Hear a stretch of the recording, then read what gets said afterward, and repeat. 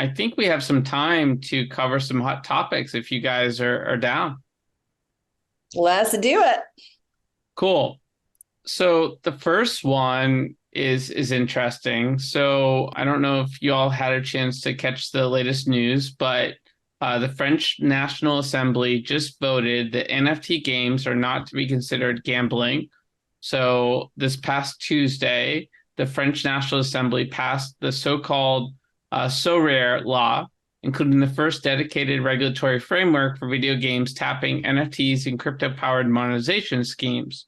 It was actually voted for as part of a broader digital space regulation in the French National Assembly involving 561 members who cast their votes. And essentially, the text seeks to balance fostering innovation among French startups, ensuring user protection.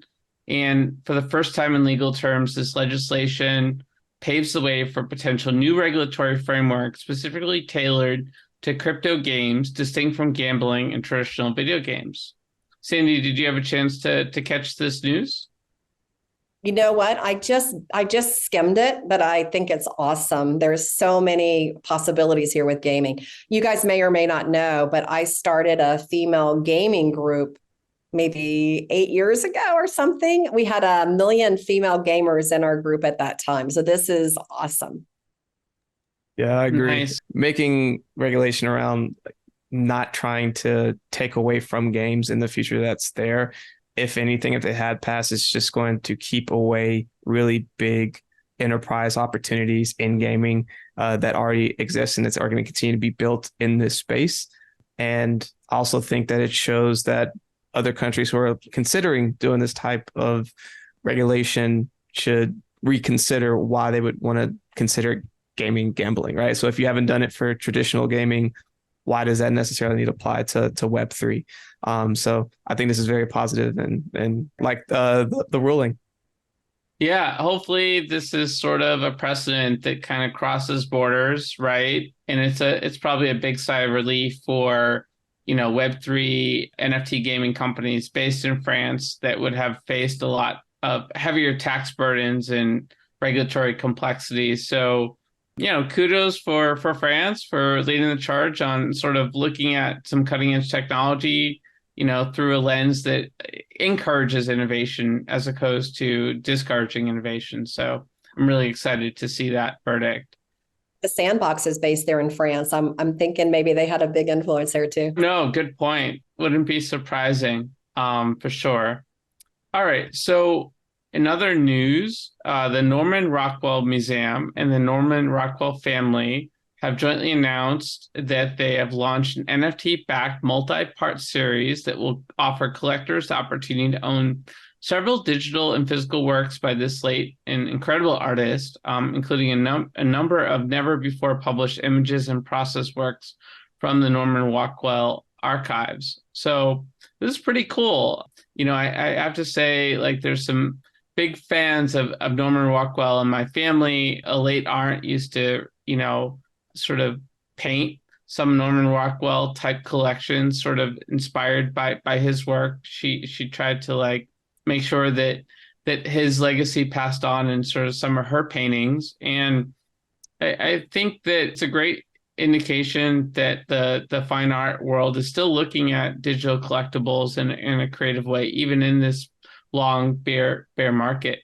Yeah, I agree. I have to say, when I was young, my parents took me to the Norman Rockwell Museum. And I was really struck by just his paintings are so real, but they're of everyday life. And I think that's really cool that they're going to take like those images of past everyday life and turn them into NFTs so that future generations can see what that life looks like. I think that's really a novel approach. And makes me think about, Hot Wheels. If you think about Hot Wheels and the NFT collectibles that they're doing, I know a lot of people think that kids are buying those, but it's actually the past generation who grew up with Hot Wheels, who loves Hot Wheels, who are buying those NFT collectibles. I think the same thing will happen here. The past generation who loved Norman Rockwell will end up with these collectibles as well. So maybe another way to get like all the generations working together around these digital assets. You bring up a really good point of the generations of that gets targeted and looked at.